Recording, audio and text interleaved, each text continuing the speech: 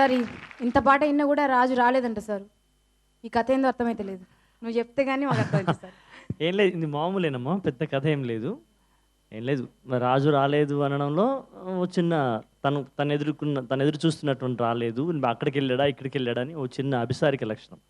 అయితే అందులో జై జై అక్క ఏం చేతుని ఆ జై జై అక్క అనేటువంటి అది కల్పించడం అనేది ఆ పాటలో నిజంగా దుమ్ము రేపే రౌండ్కి దుమ్ము రేపేటువంటి ఆ ట్యూన్ ఎన్నుకున్నటువంటి అమ్మాయిని గుడ్ కావ్య.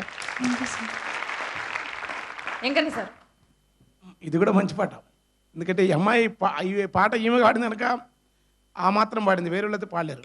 అక్క ఏం చేతూనే జై జై అక్క ఏం చేతూనే సగిలేటి ఒడ్డున సల్లాని ఎన్నెల్ల సగిలేటి ఒడ్డున సన్నాని ఎన్నెల్ల సన్న జాజి పూల వన్నె సఖ్యాదుడికి సగిలేటి ఒడ్డున సన్నాని ఎన్నెల్ల సన్న జాజి పూల వన్నె రైకాదడి నేను ఉన్న సొమ్ములల్ల వాళ్ళు ఉన్న సొమ్ములు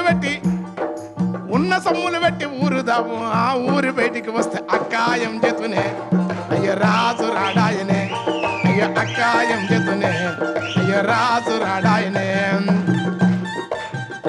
సకిలేరు తెలుసు కానీ సకిలేరు జంపలేరు తెలుసు నీకు తెలుసా? సకిలేరు పూర్మామిళ్ళ దగ్గర ఏరియాలో ఉంటే సకిలేరు జంపలేరు. మీ ప్రాంతం కడప జిల్లా ఏలరవి.